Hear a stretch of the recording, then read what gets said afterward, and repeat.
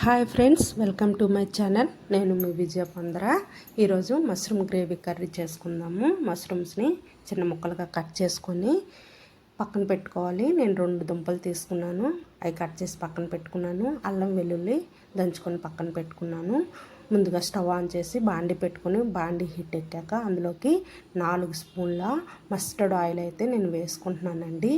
Oil బాగా వేడెక్కాక అందులోకి నేను కట్ చేసి పెట్టుకున్న దుంపల్ని వేసానండి. అవి మంచి గోల్డెన్ కలర్ వచ్చేంత వరకు ఫ్రై చేసుకోవాలి.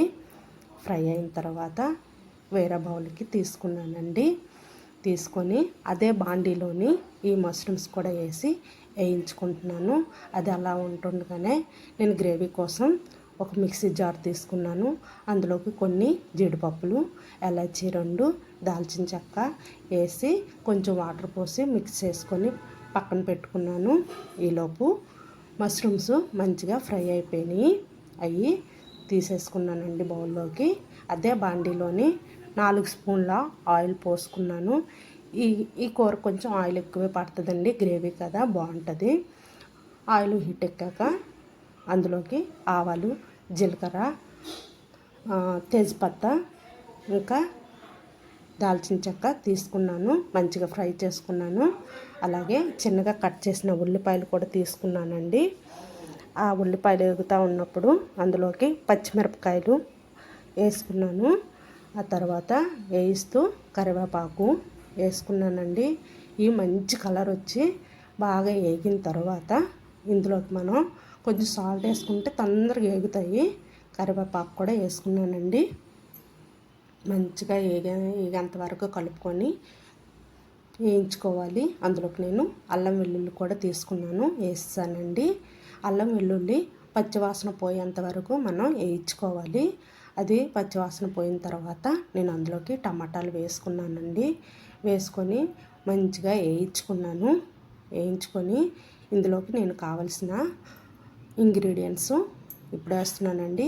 ఇందులోకి నేను సాల్టు, అలాగే పసుపు, అలాగే కారం, ధనియాల పొడి, జీలకర్ర పొడి వేసి మంచిగా కలుపుకున్నానండి. అవి బాగా మిక్స్ అయిన తర్వాత ఇందులోకి నేను ఏవైతే ఫస్ట్ ఫ్రై చేసి పెట్టుకున్నానో దుంపలు ఇంకా మష్రూమ్స్ ఇందులోకి నేను వేగిన తర్వాత వేసుకున్నానండి. వేసుకొని అవి మంచిగా కలుపుకోవాలి. కలుపుకొని మూత వేసుకొని ఒక 2 లేదా 3 నిమిషాలు అందులోని మగ్గనివ్వాలండి. ఈ వేసినవన్నీ ఈ ముక్కలకు పట్టేలాగా వేయించుకోవాలి. మధ్య మధ్యలో మూత వేసుకుంటూ తీసి కలుపుతూ ఉండాలి. అయితే నేను వీటికి 1 స్పూన్ గరం మసాలా కూడా వేసుకొని కలుపుకున్నాను. దీనికి నేనైతే 1 గ్లాసుడు వాటర్ తీసుకున్నానండి. ఎవరికి ఎంత గ్రేవీ కావాలో కొంచెం ఎక్కువ తక్కువగా తీసుకొని వేసుకోవచ్చు. అయితే నేను మూత వేసి పక్కన పెట్టుకున్నాను. అవి మంచిగా ఉడికిపోయినాయండి. చూడండి ఎంత మంచిగా ఉడికినాయో. అవి అంత మంచిగా ఉడికిన తర్వాత నేను గ్రేవీ కోసం అనేసి నేను మిక్స్ చేసి పెట్టుకున్నాను కాజు. ఆ పేస్ట్ అయితే ఇందులోకి యాడ్ చేస్తానండి. యాడ్ చేసి బాగా కలుపుకున్నాను. ఈ గ్రేవీ ఏంటంటే కొంచెం థిక్నెస్ వస్తుంది, మరి కొంచెం మంచి ఫ్లేవర్ యాడ్ అవుతుందండి. కాజు పేస్ట్ వేసాను కదా, పిల్లలు ఇష్టంగా తింటారు. ఇందులోకి నేను కస్తూరి మేతి కూడా వేసుకున్నానండి.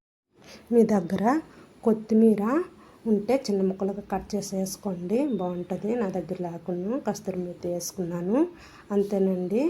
కొంచెంసేపు మూత పక్కన పెట్టుకోవాలి. అయిపోయిందండి. మష్రూమ్ గ్రేవీ కర్రీ చాలా బాగుంటుంది, టేస్టీగా ఉంటుంది. మీకు నచ్చినట్టయితే సబ్స్క్రైబ్ చేసుకోండి, లైక్ చేసుకోండి. Thank you.